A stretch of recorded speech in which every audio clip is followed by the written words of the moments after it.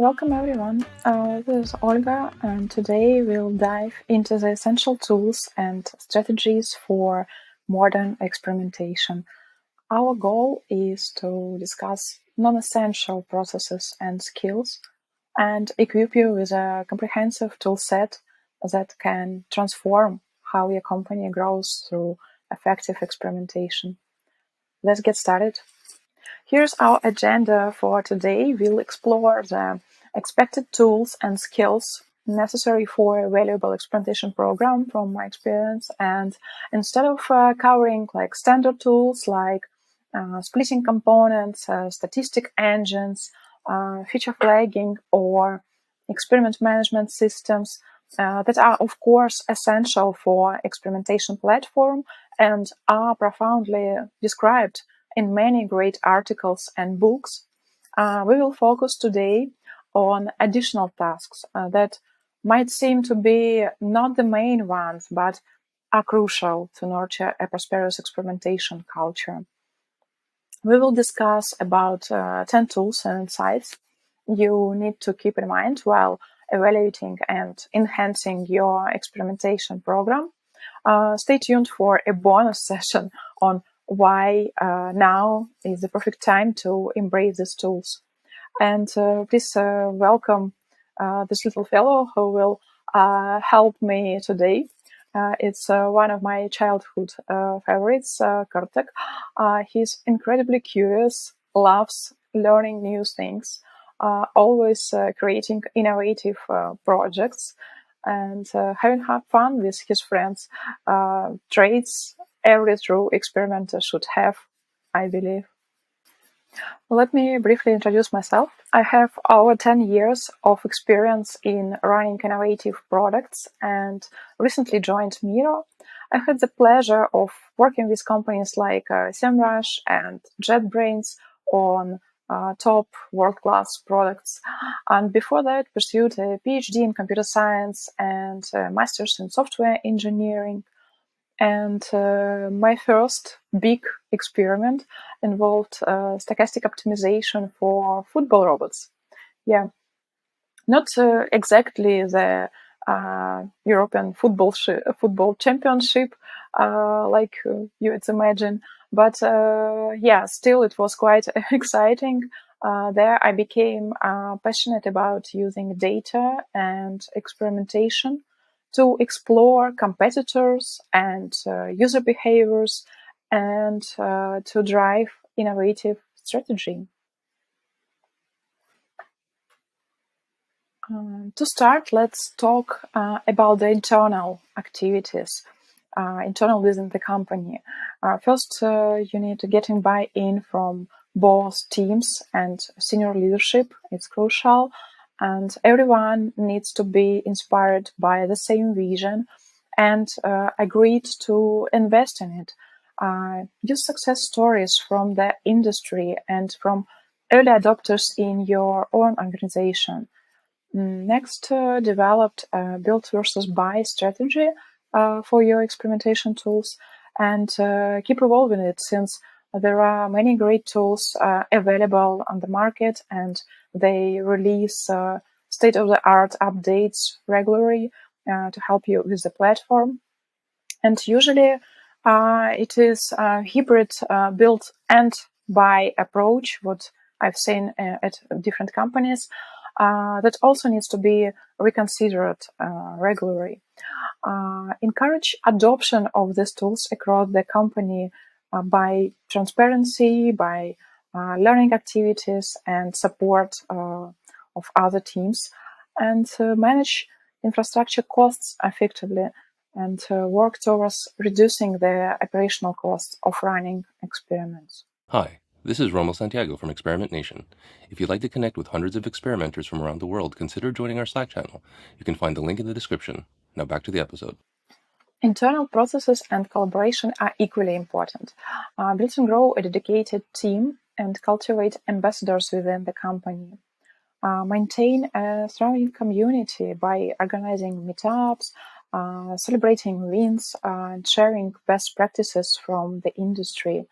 And foster collaboration and engagement across various departments, not only within your experimentation team, but within marketing, product, and operational teams.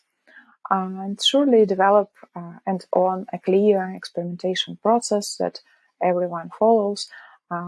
Usually, it will be customized for multiple teams, for multiple departments. So it won't be one process for everyone, probably. Moving on to the mixed tool set, it's vital to ensure alignment with the company's strategy, and your experiments should be able to react to industry changes and support the change of your strategic goals. They should contribute to broader business objectives and back the strategic initiatives. For example, this could include like empowering personalization and building features to be able to experiment with different personalization activities and launch cross-vertical products, exploring new verticals, updating monetization strategies, and supporting new go-to-market plans. Analytics maturity is a pivotal component for effective experimentation program. Help your organization develop robust data analytics capabilities and ensure your data is ready for such analysis. Like you have a metrics catalog or at least a single point of truth for the key metrics at your organization. And you will need these metrics for a company-wide experimentation platform. And invest in both training and the right analysis ecosystem tools, and leverage specialized third-party tools for that purpose, and eventually unlock the potential of advanced analytics like comprehensive prediction models, finding similarity in experiments, and anomaly detection tools in metrics, and user audience clustering.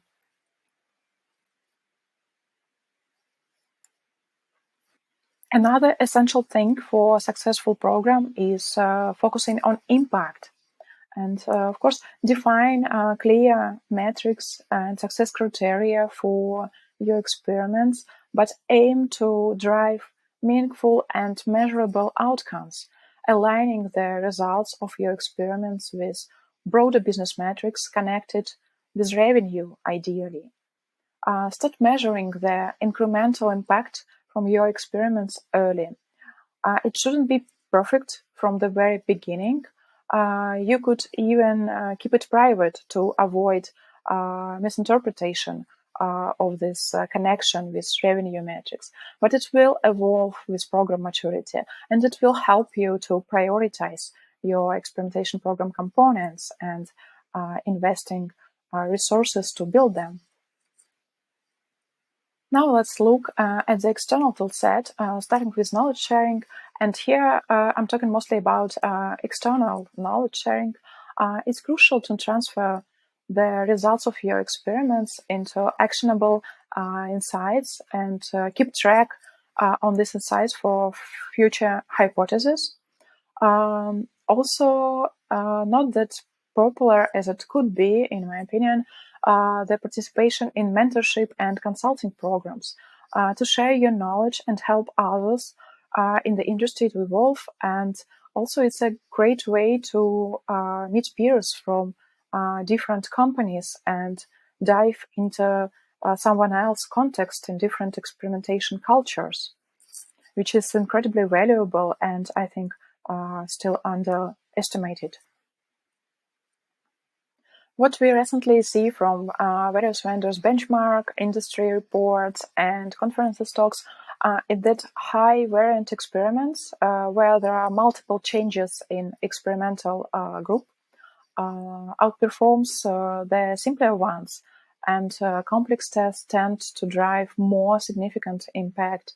Like from popular client-side only tests, we move to more complex and product-wide tests, increasing the depth and breadth of your experimentation platform. Like simple optimization rarely get a huge impact. I guess because they became like well known and best practices now. So choosing the right metrics for success and personalizing your experiments to users is crucial. Usually the results are controversial in different user segments, and you need to prioritize the metrics and the segments to have a clear results from your experiments.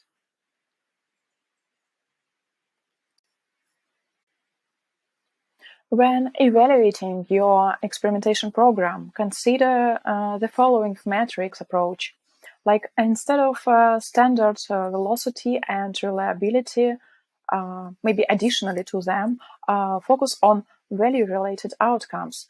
Like track the number of experiments, of course, but prioritize impactful and risky experiments and measure the proportion of them within your whole experiments list.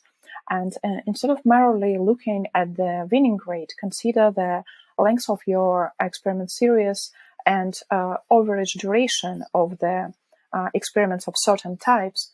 Finally, rather than counting a regular business metric like, for example, new paid users, look at the insight gained from the experiments, their business potential, and the overall experimentation culture within your organization.